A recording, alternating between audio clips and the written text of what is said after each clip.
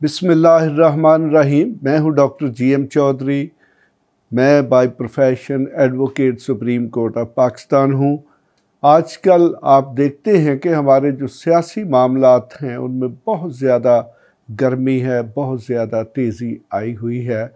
और यकीनन जो भी हमारे सियासी मामलात होते हैं उनको जब कानून की नज़र में देखा जाता है तो फिर सियासतदानों पर मुख्तलिफ़ किस्म के केसेस जो हैं वो फ़ाइल किए जाते हैं, उनके ख़िलाफ़ FIR दर्ज करवाई जाती हैं। तो फिर यकीनन मामलात पुलिस के पास पहुंचते हैं, अदलिया के पास पहुंचते हैं, सियासतदान अदालतों में पेश होते हैं, पुलिस उनकी इंक्वायरीज़ भी करती है, पुलिस उनकी इन्वेस्टिगेशन यानी कि तफ्तीश भी करती है।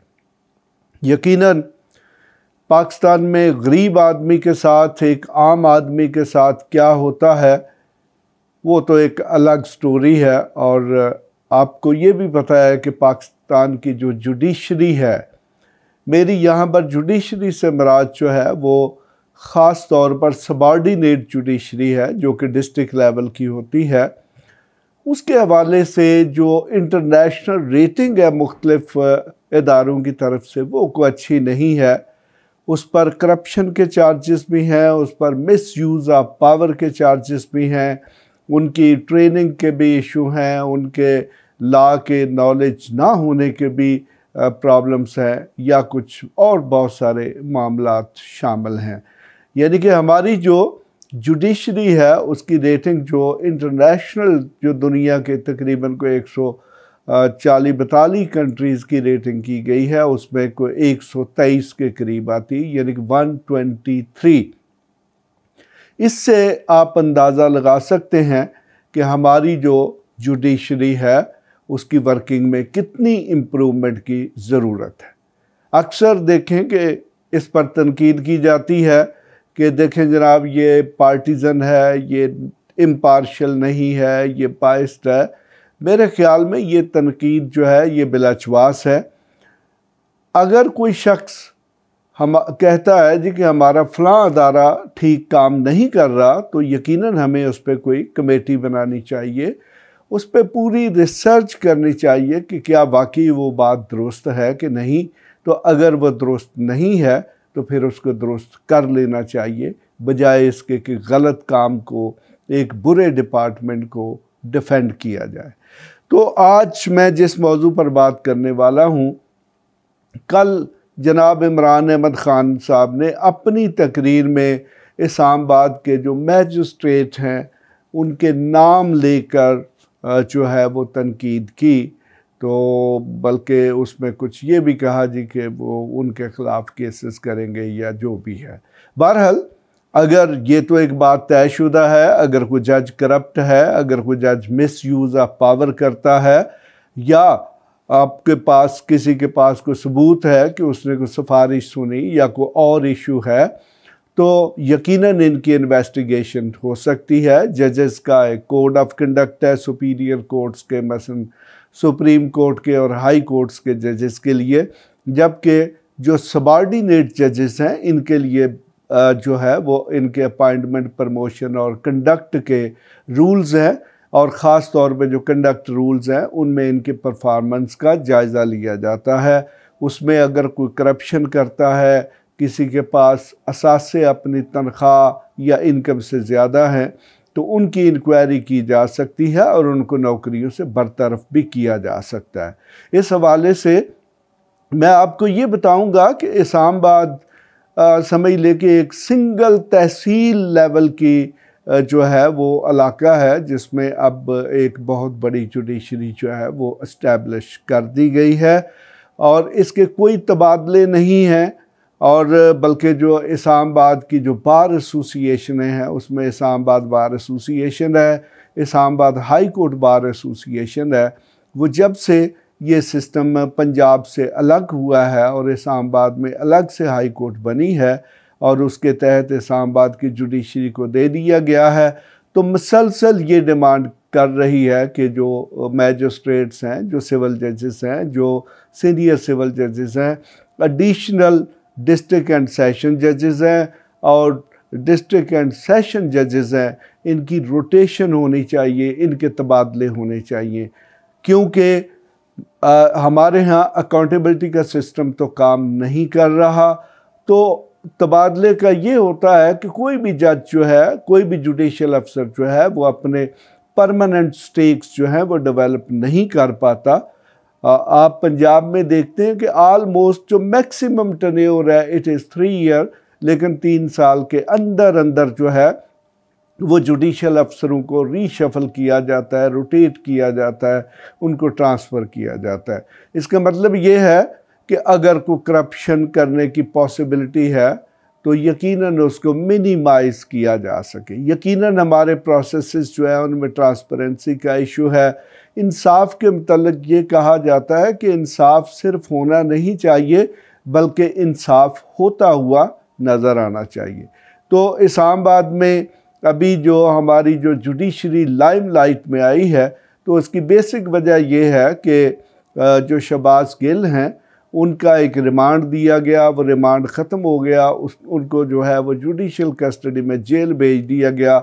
लेकिन बाद में जो एडिशनल सेशन जज हैं उन्होंने उनका मज़ीद रिमांड जो है वो दे दिया, जो कि हमारी पुलिस इन्वेस्टिगेशन की जो हिस्ट्री है या रिमांड की हिस्ट्री है उसमें एक नया इजाफा है। इससे पहले कभी ऐसे नहीं हुआ। तो अब यकीनन सवालात तो उठेंगे कि क्या वो फेयर तरीके से पावर एक्सरसाइज की गई, क्या जहाँ तक कानून की पोजीशन है, मेरे ख्याल में जो मैंने स्टडी किया उसके मुताबिक कानून में रिमांड जो है उसको दोबारा अगर समझा जाता है कि पुलिस इन्वेस्टिगेशन की ज़रूरत है तो वो दिया जा सकता है, बट इट इज़ अनप्रेसिडेंटेड। अब सवाल ये पैदा होता है कि क्या वाकई जो मैजिस्ट्रेट्स हैं उनकी जो कारकर्दगी है वो बरतानिया और अमेरिका या दूसरे यूरोपियन मालिक के मुकाबले में है? तो यकीनन इसका जवाब नो है। हमारी जो मैजिस्ट्रेसी है इसे 1993 में यानी कि 1993 में एक बड़ा मशहूर व मरूफ केस है जिसका टाइटल शरफ फरीदी केस के नाम से मशहूर है। तो उसमें सुप्रीम कोर्ट ऑफ पाकिस्तान ने ये ऑर्डर किया था कि एग्जीक्यूटिव से जुडिशरी को अलग किया जाए, यानी कि पहले एग्जीक्यूटिव मैजिस्ट्रेट यानी कि ये जो assistant commissioner, district deputy commissioner, यही मैजिस्ट्रेट्स की पावर एक्सरसाइज करते थे। तो यकीनन जब एग्जीक्यूटिव अफसर जुडिशल पावर एक्सरसाइज करेंगे तो फिर उनमें ना तो ट्रांसपेरेंसी थी और सिफारिश भी थी, करप्शन भी थी, यानी कि वो एक बेताज बादशाह बने हुए थे। तो हमारे आइन में भी जो जुडिशरी है उसकी एग्जीक्यूटिव से अलहदगी की बात की गई थी और शुरू में उसको 3 साल का टाइम दिया गया, जिसे एक्सटेंड करके 5 साल कर दिया गया।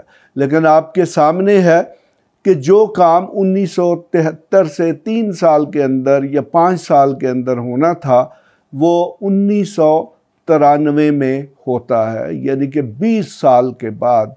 मकसद क्या था कि हमारी जो एग्जीक्यूटिव है, इंतज़ामिया है, वो अदालती पावरें जो है उनको छोड़ने के लिए तैयार नहीं थी।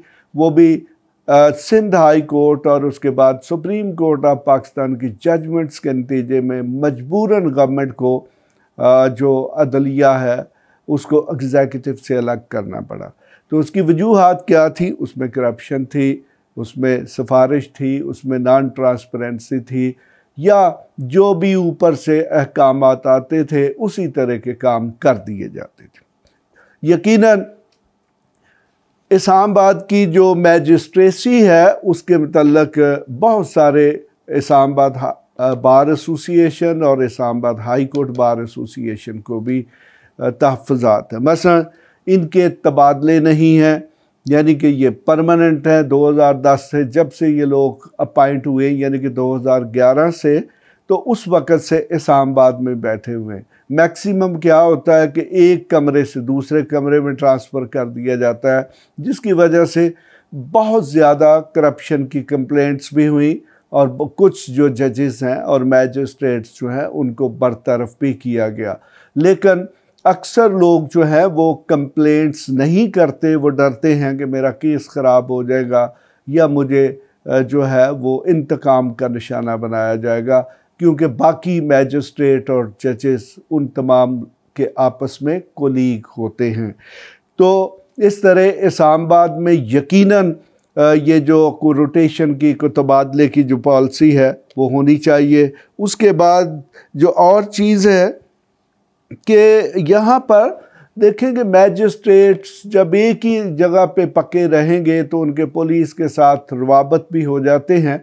तो अक्सर मैंने जो मैजिस्ट्रेट्स का रवैया देखा है, पुलिस का कोई ASI आ रहा है, सब इंस्पेक्टर आ रहा है, SHO आ रहा है, तो वह इस तरीके से दोस्ताना किस्म का रवैया होता है जिससे जो शिकायत करिंदा है या जो मुल्ज़म है वो ये समझता है कि उसके साथ इंसाफ नहीं हो रहा।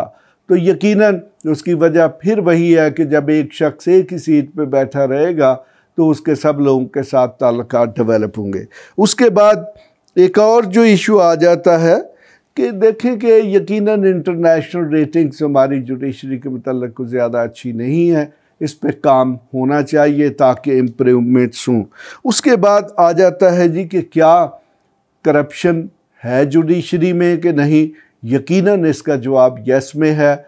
हमारे जो हाई कोर्ट्स हैं वहाँ पर एक MIT ब्रांच होती है जिसे मेंबर इंस्पेक्शन टीम कहते हैं, जिसके ज़िम्मे ये होता है कि वो अदालतों का रिकॉर्ड जो है, जो केसेस हैं उनकी फ़ाइलों को एग्जामिन करे और देखे कि क्या जो अदालती अफसर हैं वो कानून के मुताबिक पावर्स एक्सरसाइज कर रहे हैं या नहीं। तो अगर कहीं पर डिस्क्रिपेंसी या मिस यूज़ ऑफ पावर या violation of process of law या प्रोसीजर हो तो फिर उनके ख़िलाफ़ कार्रवाई की जाती है।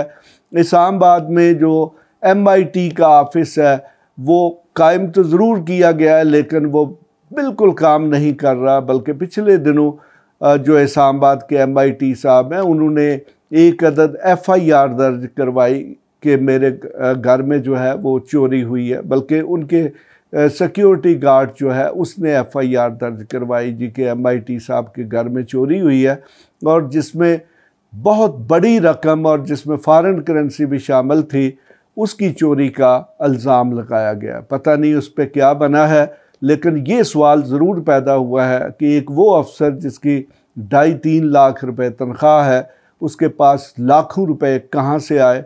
और यकीनन यहाँ पर इंक्वायरी और इन्वेस्टिगेशन की ज़रूरत है, बल्कि तमाम जो जुडिशल अफसर्स हैं उनके असासे भी चेक होने चाहिए कि जब वो नौकरी में दाखिल हुए तो उस वक्त उनके पास क्या था और आज उनके पास क्या है। तो यकीनन उससे बड़ी हैरान कुन मालूमात सामने आ सकती हैं। तो उसके बाद जैसे कि मैंने कहा कि जो MIT का इस्लामाबाद में ऑफिस है वो जस्ट एक फॉर्मेलिटी है, वो काम नहीं कर रहा, इस पर गौर करने की ज़रूरत है। और चूँकि यहाँ पर तबादले यानी कि ट्रांसफ़र्स नहीं होती, जिसकी वजह से करप्शन के ज़्यादा चांसेस होते हैं, मिस यूज़ ऑफ पावर के ज़्यादा चांसेस हैं। और मैं भी अपने इस डिस्कशन के ज़रिए इस्लामाबाद हाई कोर्ट से मुतालबा करता हूँ कि MIT का ऑफिस जो है उसको एक्टिवेट किया जाए और कम अज़ कम जो 10% केसेस हैं हर माह उनकी फ़ाइलों को एग्जामिन किया जाना चाहिए। क्या जो है वो अदालती अफसर जो हैं वो कानून के मुताबिक और इंसाफ के तकाज़ों के मुताबिक काम कर रहे हैं या नहीं, और अगर कहीं पर डिस्क्रिपेंसी जो है वो पाई जाए तो उसके ख़िलाफ़ एक्शन लेना चाहिए। अब जहाँ तक बात ये है कि जो इमरान खान साहब ने कहा, यकीनन उसका भी शायद कॉन्टेक्स्ट यही है कि उन्हें इस किस्म का शायद कोई शुबा होगा कि जो मैजिस्ट्रेट हैं उन्होंने अपनी जो पावर है उसको इम्पार्शली एक्सरसाइज नहीं किया या किसी के कहने पे किया होगा। यकीनन इस पर भी एक जुडिशल इंक्वायरी होनी चाहिए और जो भी इमरान खान साहब या किसी दूसरे के पास कोई एविडेंस मौजूद है कि किस तरीके से ये रिमांड लिया गया है, तो अगर उसमें कोई डिस्क्रिपेंसी या इल्लीगैलिटी सामने आती है या कोई बैरूनी दबाव सामने आता है तो ऐसे मैजिस्ट्रेट्स और जजेस के ख़िलाफ़ कार्रवाई होनी चाहिए। और उनको नौकरी से बरतरफ किया जाना चाहिए, क्योंकि इंसाफ सिर्फ होना नहीं चाहिए, इंसाफ होता हुआ नज़र भी आना चाहिए। अगर इंसाफ होता हुआ नज़र नहीं आएगा तो फिर यकीनन अदालती अफसर और अदालती निज़ाम पर तनकीद भी की जाएगी और उसकी इस्लाह यानी कि रिफ़ॉर्म की बात भी की जाएगी। इसके साथ ही मैं डॉक्टर GM चौधरी आपसे इजाज़त चाहता हूँ। खुदा हाफिज़।